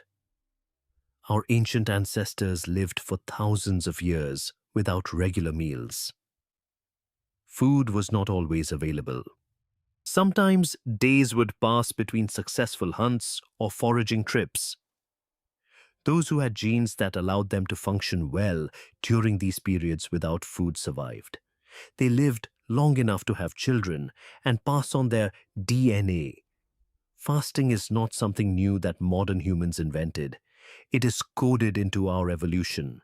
Your body knows how to handle periods without food. It has been doing it for countless generations before grocery stores and restaurants existed. The fasting genes we have discussed today, SIRT1, A MPK, FTO clock, BM L1 mTOR, APOE, and the autophagy genes. These all exist because they helped our ancestors survive during times when food was scarce. But here is what you need to remember, and this is important. Fasting is not suitable for everyone. Pregnant women should not fast. People who are breastfeeding should not fast. Those with a history of eating disorders need to be very careful. People who need insulin for diabetes should consult their doctor first. And people who are underweight should generally avoid fasting. If you fall into any of these categories, please talk to a healthcare professional before trying any form of fasting. And for everyone else, remember that your body always sends signals. Learn to listen to them. If fasting makes you feel significantly worse instead of better after a reasonable adjustment period, that is a sign you need to make changes. Maybe the timing needs to shift. Maybe the duration needs to be shorter. Or maybe fasting simply is not the right approach for your particular body. So what should you take away from everything we have discussed today? The most important thing to remember is this: genes are not destiny. Genes give you a starting point, but your lifestyle determines where you go from there. All the genes we talked about today, S, IRT1, AM, PK, FTO, the body clock, genes mTOR, APO, and the autophagy genes, all of these can be influenced by how you eat, when you eat, how you sleep, how you move, and how you live your daily life. If fasting has not worked for you in the usual way, do not give up completely. Try adjusting your approach. Experiment with a different time of day. Try a shorter or longer fasting window. Consider combining fasting with a different eating pattern. In the near future, genetic testing will become more common and more affordable. One day you might be able to take a simple test and know exactly which fasting method suits your particular genetic profile best. Until that day comes, pay close attention to how your body responds.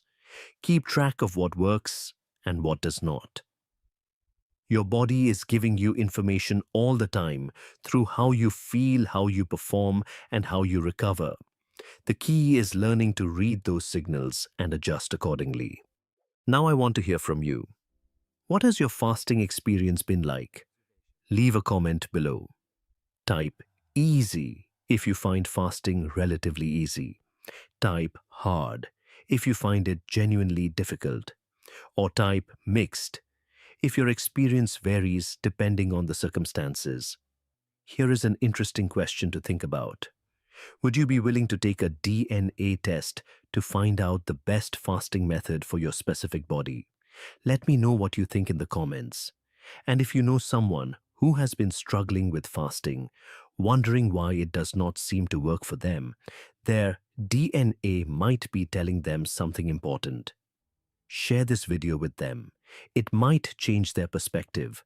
Subscribe to the channel to discover more about the science behind your body and how to work with it instead of against it. In the next video, we will go deeper into one of the most important processes we mentioned today. We will explore autophagy in detail and examine how fasting activates your body's remarkable self-healing and self-cleaning mechanisms. Until then, remember this: your DNA is not your destiny. It is your starting point.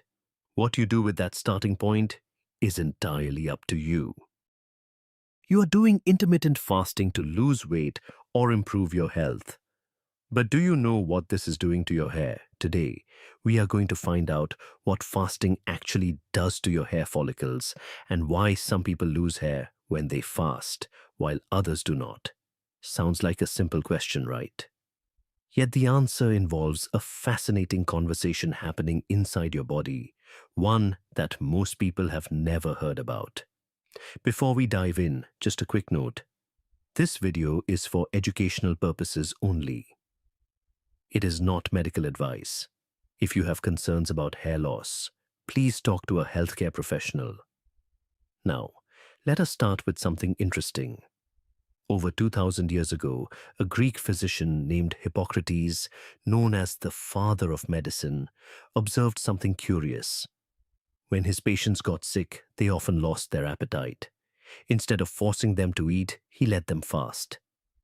He believed the body knew what it was doing. He believed fasting could help the body heal itself. This idea has survived for thousands of years. Today, millions of people practice fasting for health benefits.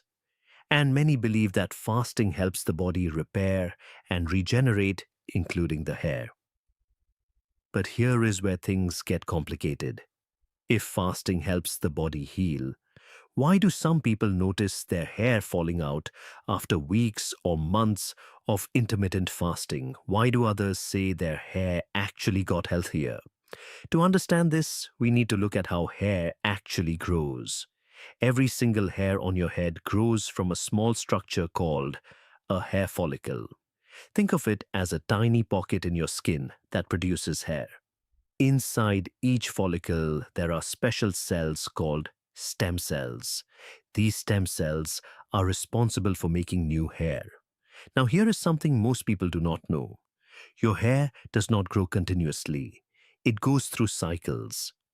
Understanding these cycles is essential to understanding how fasting affects your hair. The first phase is the growth phase, also called the anagen phase.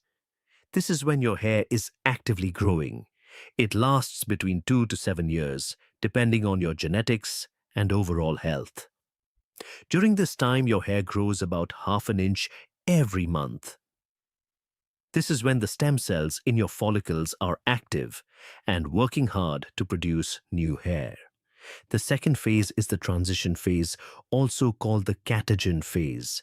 This is a short phase that lasts only 2 to 3 weeks. During this time, the hair follicle shrinks and the hair stops growing. The stem cells become less active. The third phase is the resting phase, also called the telogen phase. This lasts about 3 to 4 months. The hair is not growing during this time. It is just sitting in the follicle waiting to fall out. The stem cells are dormant. Finally, there is the shedding phase. The old hair falls out and the follicle prepares to start a new cycle. A new hair begins to grow and pushes the old hair out. Here is the key point. Each hair follicle has its own cycle. They do not all grow and shed at the same time. That is why you normally lose 50 to 100 hairs every day, but you do not notice it. New hairs are growing to replace them. But what happens when your body experiences stress? When your body goes through a stressful event, many hair follicles can shift into the resting phase at the same time. Then, 2 to 3 months later, all those hairs fall out together. This is called telogen effluvium. It is one of the most common types of hair loss, and it can happen after major stress, illness, surgery, or yes, significant dietary changes, including fasting. Now let us talk about what happens in your body when you fast. When you stop eating, your body notices that no food is coming in. It does not know if this is a short fast or the beginning of a famine, so it starts making changes to survive. One of the first things that happens is your body produces more of a hormone called cortisol. Cortisol is often called the stress hormone. It helps your body respond to challenges and manage energy when food is not available. Cortisol tells your liver to release stored glucose. It helps your body stay alert. It prepares your body to deal with whatever challenge is coming. In small amounts and for short periods, cortisol is completely normal and healthy. It is part of your body's natural rhythm. Cortisol is actually highest in the morning to help you wake up and lowest at night when you sleep. But when cortisol stays elevated for extended periods, it starts to affect other systems in your body. And one of those systems is hair growth. In 2024, researchers at Hebei Medical University in China published a study that gives us clear evidence of how cortisol affects hair in real people, not just in laboratory conditions. This study looked at 120 patients with hair loss, and what they found was striking. They divided the patients into two groups: those experiencing psychological stress and those who were not. Then they measured cortisol levels in their blood 3 times a day: morning, evening, and midnight. They also measured the actual thickness and density of their hair. The results were clear. Patients who were stressed had significantly higher cortisol levels at every time point throughout the day. And here is the key: finding those same stressed patients had thinner hair. Their average hair diameter was smaller. Their hair density was lower. The connection between high cortisol and poor hair quality was direct and measurable. But the study went even further. They followed these patients for a full year while treating them with minoxidil, a common hair loss treatment. Even with treatment, the stressed group showed worse results. Their hair loss continued to progress more than the non-stressed group. The treatment was less effective for them. What does this tell us? It tells us that cortisol, the stress hormone, directly affects hair growth in humans. When cortisol is consistently high, hair becomes thinner and treatment works less effectively. This is not a theory. This is measured data from real people. Here is the connection to fasting. When you fast, especially for extended periods, your cortisol levels go up. This is a natural survival response. Your body sees the absence of food as a challenge, and it releases cortisol to help you cope. But higher cortisol can mean your hair suffers. Now, there is another important factor we need to talk about: IGF-1. This is just as important as cortisol when it comes to understanding how fasting affects hair. IGF-1 stands for insulin-like growth factor 1. Despite its complicated name, what it does is simple. It helps many tissues in your body grow and repair. This includes muscles, bones, and yes, hair. IGF-1 is produced mainly by the liver, and its production is influenced by several things, including growth hormone and what you eat. When you eat regularly, especially protein, GF1 levels stay up. When you fast for extended periods, IGF-1 levels go down. This is actually one of the proposed benefits of fasting for longevity, as lower IGF-1 may slow down aging in some ways. But it also has implications for hair. Why does this matter for hair? Scientists have studied this connection for over 2 decades. In laboratory experiments, when they added IGF-1 directly to hair follicles, the hair grew longer. The follicles stayed in the active growth phase for a longer time. When they blocked IGF-1, hair growth slowed down. There is also a rare medical condition that shows us how important IGF-1 is. It is called Laron syndrome. People with this condition cannot produce IGF-1. And one of the characteristics of people with Laron syndrome is that they have thin, sparse hair that grows slowly. Their hairline often recedes. Their hair is weaker than normal. This is like a natural experiment showing us how important IGF-1 is for hair growth. Multiple studies over the past decade have confirmed this connection. Researchers found that hair follicles in balding areas of the scalp produce significantly less IGF-1 than hair follicles in areas with healthy hair. When scientists added IGF-1 to hair follicles in laboratory experiments, the hair grew longer and stayed in the growth phase for a longer time. So when you fast and your IGF-1 levels drop, your hair follicles may not get the signal they need to grow at their best. Now, you might be asking if fasting increases cortisol and decreases IGF-1, and both of these are bad for hair. Why would anyone say fasting is good for hair? This is where we need to understand how your body makes decisions.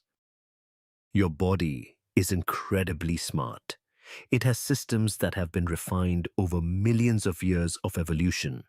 And one of the most important things your body does is prioritize. Think about it this way. When food is scarce, your body has to decide where to send its limited resources. What is more important for survival, your brain or your hair? Your brain uses about 20% of your total energy, even though it is only about 2% of your body weight. Your brain is absolutely essential for survival. You need it to find food, avoid danger, and stay alive. Your hair, on the other hand, is not essential for survival. You can live perfectly well without hair. From a pure survival standpoint, hair is a luxury. So when resources are limited, your body chooses to protect your brain and other vital organs. It reduces energy going to less critical functions, including hair growth. This is not a flaw in your body. This is intelligent design. Your ancestors survived famines because their bodies knew how to prioritize. The ones who kept growing lush hair during starvation probably did not survive to pass on their genes. But here is the important part. This does not mean fasting is bad. Fasting has many proven benefits. It can help with weight loss. It can improve insulin sensitivity. It can reduce inflammation. Many people feel more mentally clear when they fast. These benefits are real and well documented. The question is not whether fasting is good or bad. The question is how to fast in a way that gives you the benefits without causing problems like hair loss. Not everyone who fasts loses hair. Many people fast for years without any hair problems at all. Why is that? Several factors determine how fasting affects your hair. First, the duration and intensity of fasting matters. Someone doing a 16-hour fast with an 8-hour eating window is very different from someone doing 24-hour fasts multiple times a week. The longer and more frequent the fasts, the more stress on the body. Second, what you eat during your eating window matters. If you are not getting enough protein, iron, zinc, and other nutrients your hair needs, your hair will suffer regardless of your fasting schedule. Third, individual variation matters. Some people are more sensitive to dietary changes than others. Genetics play a role. Hormone levels play a role. Overall health plays a role. Fourth, how long you have been fasting matters. Your body can adapt to new eating patterns over time. Someone who just started fasting last month may experience different effects than someone who has been fasting for 2 years. So what should you look out for? If you are fasting and you start losing more than 100 hairs per day consistently, that is a sign something may be off. If you notice your hair getting noticeably thinner after 2 to 3 months of fasting, pay attention. If your hair becomes dry, brittle, or breaks easily, these are warning signs. Remember, hair loss from this type of stress usually shows up 2 to 3 months after the stress begins. So if you started a new fasting regimen and your hair starts falling out 3 months later, there may be a connection. What can you do if this happens? First, consider whether your fasting might be too aggressive for your body. You might need to shorten your fasting windows or fast less frequently. If you are doing 20-hour fasts, try 16 hours instead. If you are fasting every day, try fasting only a few days per week. Give your body time to adapt. Second, look at your nutrition during your eating windows. This is crucial. Make sure you are getting adequate protein. Your hair is made of protein, and without enough protein, your body simply cannot build healthy hair. Make sure you are also getting enough iron, zinc, biotin, and vitamin D. These are all important for hair health. Many people who fast end up eating less overall, and this can lead to nutrient deficiencies even if you are eating healthy foods. Third, manage your overall stress levels. Remember, fasting is a form of stress on the body. It is a controlled, often beneficial stress, but it is stress nonetheless. If you add fasting on top of other major stresses in your life, like work pressure, lack of sleep, or emotional difficulties, the combined effect on your cortisol can be significant. Consider whether now is the right time for aggressive fasting or whether you need to address other stresses first. Fourth, give your body time to adapt. If you have just started fasting, your body may need several weeks or even months to adjust. The initial stress response often calms down as your body becomes accustomed to the new pattern. Do not panic if you see some changes in the first few months. Fifth, if your hair loss is significant and does not improve after adjusting your approach, talk to a doctor. A dermatologist or endocrinologist can check for other factors that might be involved, like thyroid problems or nutrient deficiencies. They can do blood tests to see what is actually happening in your body. Let us come back to where we started. Hippocrates believed the body could heal itself, and in many ways, he was right. Our bodies are remarkable at adapting and recovering, but healing requires resources. It requires energy. It requires the right conditions. Fasting can be a powerful tool for health, but like any tool, it needs to be used wisely. Your hair is actually giving you useful information. It is telling you something about what is happening inside your body. When your hair is healthy and growing well, it is a sign that your body has enough resources to spare for non-essential functions. When your hair starts to thin or fall out, it may be a signal that your body is prioritizing survival over growth. Listen to these signals. Work with your body, not against it. The science is clear. Fasting affects hormones like cortisol and IGF-1, and these hormones directly influence your hair follicles. But the science also shows that these effects vary widely from person to person. Your experience may be completely different from someone else's. This is why blanket statements like fasting causes hair loss or fasting is great for hair are both misleading.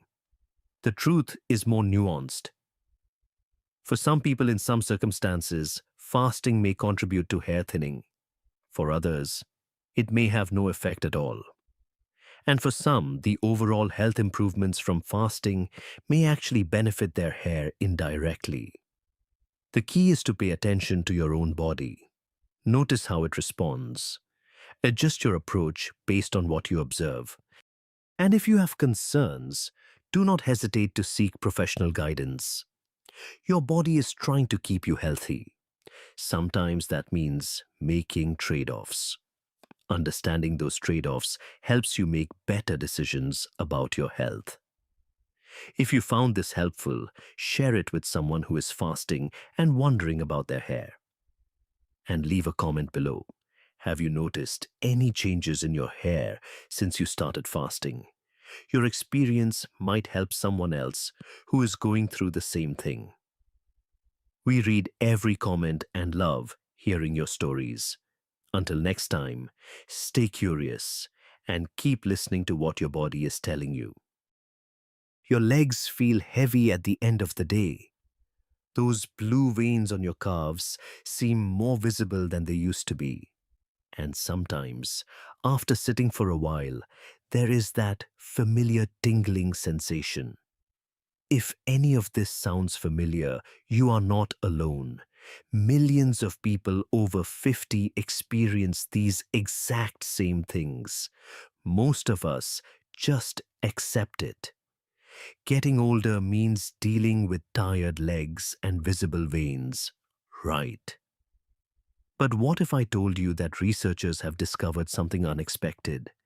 They found that when you eat, or more specifically, when you do not eat, might actually influence how well blood flows through your body. Sounds strange, does it not? In this video, we are going to look at what science says about fasting and blood vessel health. By the end, you will understand what happens inside your body during fasting, how this connects to circulation and vein health, and whether this is something older adults should even consider. Here is a number that might surprise you. According to research, about 77% of adult women and 57% of adult men experience some form of vein problems, and that number goes up significantly after age 50.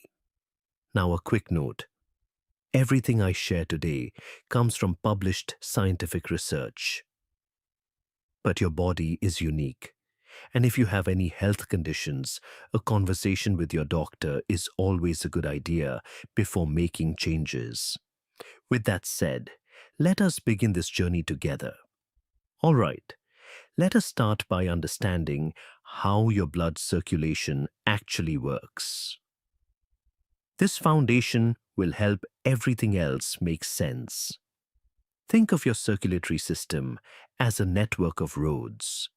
Your arteries are like highways carrying fresh, oxygen-rich blood from your heart to every part of your body, from your head all the way down to your toes. Your veins are the return roads. They carry the used blood back to your heart. But here is the tricky part.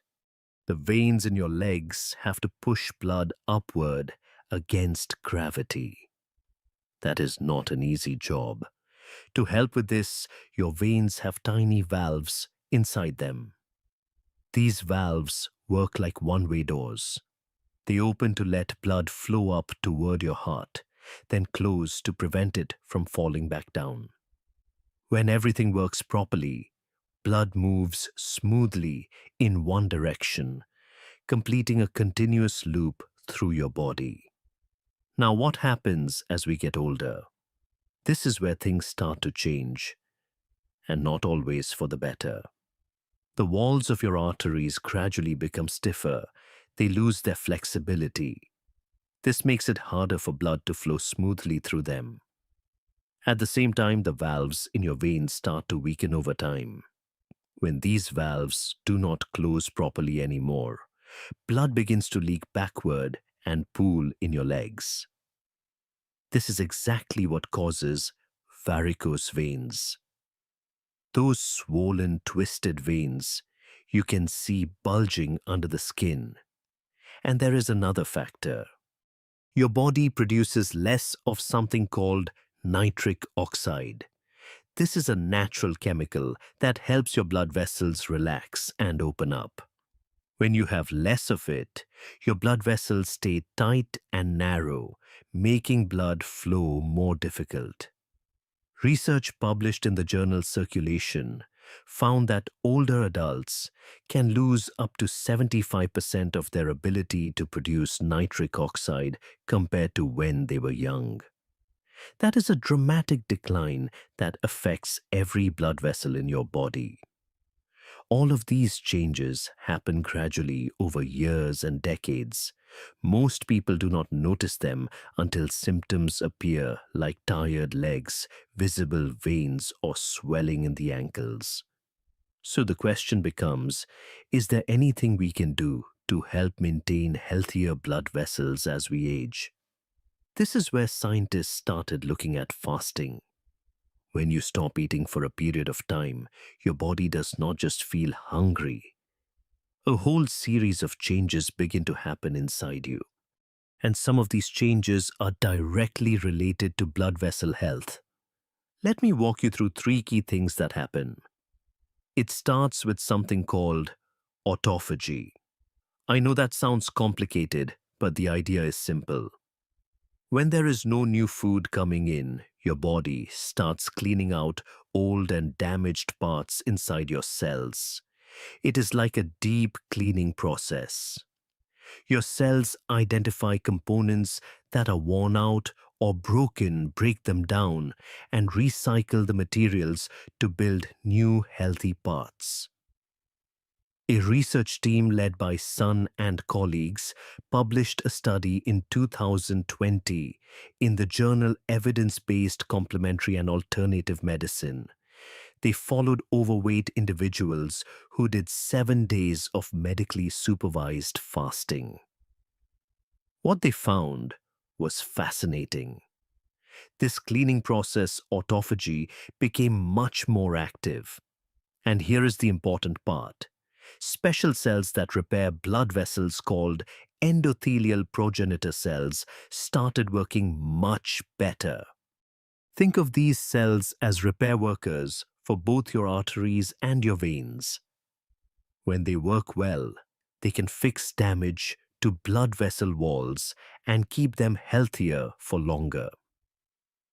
This was the first study to demonstrate this mechanism in overweight and obese individuals, making it particularly relevant for many older adults who struggle with weight.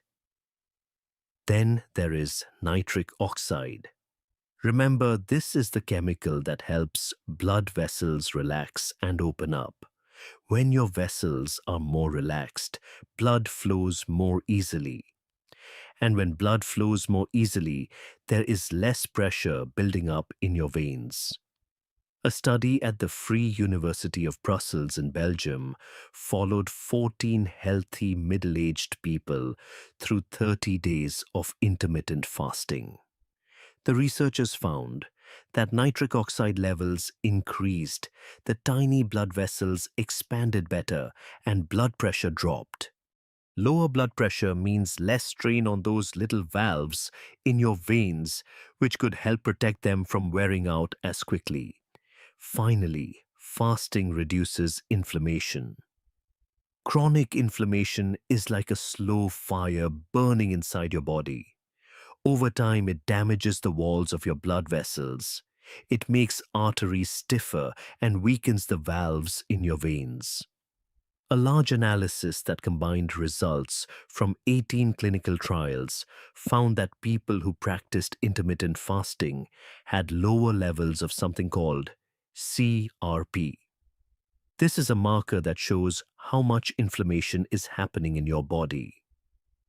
When inflammation goes down, both your arteries and veins are better protected from the kind of slow damage that leads to problems over time. So these three mechanisms, cellular cleaning, more nitric oxide, and less inflammation, all seem to support healthier blood vessels.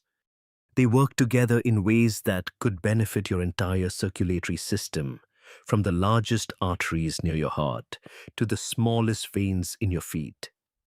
But the question remains, does this actually show up in real studies with real people? Let us look at the evidence. One study that stands out is the INTERFAST MI trial. This was groundbreaking because it was the first study ever to test fasting in patients who had just suffered a heart attack.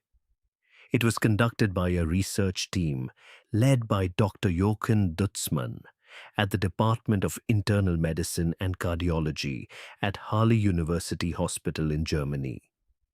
The results were published in the journal Circulation Heart Failure, a publication of the American Heart Association in May 2024. Here is what they did. They took 48 patients who had recently had a heart attack and divided them into two groups. One group ate normally. The other group practiced 16-8 fasting, meaning they ate during an 8-hour window and fasted for 16 hours each day. After 4 weeks, the results were clear. The fasting group improved their heart function by 6.6%. The normal eating group improved by only 1.5%. That is more than a fourfold difference. Blood pressure also dropped significantly in the fasting group. And importantly, no one experienced serious side effects. The patients reported no dizziness, fainting, or collapse during the study period. Their adherence to the fasting schedule was also remarkably high, averaging over 83% of all days. Now, why does this matter for veins? When your heart works better and your blood pressure is lower, there is less pressure pushing down on your venous system. This could help slow down the progression of varicose veins. The second piece of research is a massive analysis published on PubMed Central, which is part of the United States National Library of Medicine in 2024. This analysis looked at 56 clinical trials conducted between 2013 and 2024. The researchers found that modified alternate day fasting was most effective for reducing blood pressure and waist size. Time-restricted eating was most effective for lowering fasting blood sugar. Here is why the waist size finding matters for varicose veins. Belly fat puts pressure on the veins in your pelvic area. When this pressure increases, it becomes harder for blood from your legs to return to your heart. The blood backs up and your leg veins have to work harder. Reducing belly fat through fasting could relieve some of this pressure and make life easier for your leg veins. Now let me be direct with you about something important. As of today, there is no study that has directly tested fasting as a treatment for varicose veins. This is still a gap in medical research that needs to be filled. However, based on what we know, there are several ways fasting might indirectly help. Weight loss reduces pressure on leg veins. Every extra pound of body weight adds burden to your venous system. When you stand or sit, that weight presses down, making it harder for blood to travel back up to your heart. Fasting can help with weight loss, which could reduce this pressure. Reduced inflammation may also protect vein valves. As I mentioned, chronic inflammation damages blood vessel walls and weakens vein valves. When inflammation decreases, these valves may be better protected and able to close more tightly, preventing blood from flowing backward. On top of that, improved blood vessel lining function keeps veins healthier. The layer of cells lining the inside of your blood vessels is crucial for their health. When this lining works well, blood vessels can expand and contract properly and resist damage. Fasting seems to help this lining function better. There is also an interesting finding from nutrition research. A study published in Annals of Vascular Surgery found that people who ate soy products daily had a 51% lower risk of chronic venous disease compared to those who rarely ate soy. This suggests that what we eat and possibly how we eat can significantly affect vein health. Fasting might be one piece of this larger puzzle, but let me be clear. Fasting is not a treatment for varicose veins that have already formed. If you have visible bulging veins, you need to see a doctor for proper evaluation and treatment options. There are effective medical treatments available, including compression therapy procedures to close off damaged veins, and in some cases, surgery. These proven treatments should not be replaced by fasting. However, fasting could potentially be part of a healthy lifestyle that helps slow progression or prevent these problems from developing in the first place. Think of it as one tool in a larger toolbox for maintaining vein health. Now, at this point, you might be thinking that fasting sounds promising. But if you are an older adult, or if you are considering this for an older family member, there are some important things you need to know. This is where we need to talk about risks. Muscle loss is a real concern. Some studies have shown that prolonged fasting can reduce muscle mass, especially in older adults whose bodies are already less efficient at building and maintaining muscle. This is particularly worrying because the muscles in your legs act like pumps. When you walk or move, these muscles squeeze your veins and help push blood back up to your heart. This is called the calf muscle pump, and it is essential for good venous circulation. If your leg muscles become weaker, this pumping action becomes less effective, which could actually make vein problems worse rather than better. Dehydration is another issue to watch. When people fast, they often drink less water too. Dehydration makes your blood thicker and slower moving. This increases the risk of blood clots forming in your veins. There have been reported cases of deep vein thrombosis, which is a dangerous blood clot in the leg, occurring after prolonged fasting without adequate water intake. There is also the question of medication interactions. Many older adults take daily medications such as blood pressure pills, diabetes medications, or blood thinners. Some of these need to be taken with food to work properly or to avoid stomach irritation. Fasting can interfere with how these medications are absorbed and how well they work.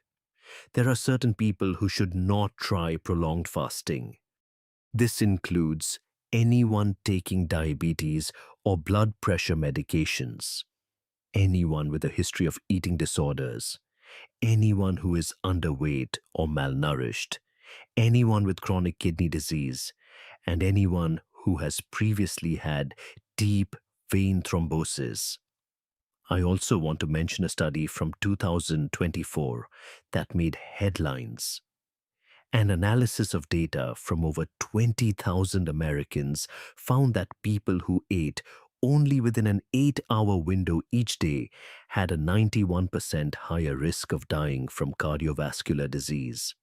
Now, this sounds alarming, but here is the important context. This was an observational study, not a clinical trial. It shows a correlation, not a cause. It is possible that people who restricted their eating to 8 hours already had other health problems that we do not know about. We need more research to understand what this really means. So, where does all of this leave us? Science shows that fasting can activate several mechanisms that may benefit blood vessels. These include cellular cleaning, increased nitric oxide production, and reduced inflammation. Recent clinical studies, including the INTERFAST MI trial in 2024, show positive results for cardiovascular health. However, there is no direct evidence yet that fasting treats or prevents varicose veins specifically. What I want you to take away from this is a balanced perspective. The science is promising but not complete. We have good evidence that fasting can benefit cardiovascular health in general, but we still need direct studies on varicose veins specifically. Fasting may be a helpful tool, but it is not a magic solution. Especially for older adults, there are real risks to consider, including muscle loss, dehydration, and medication interactions.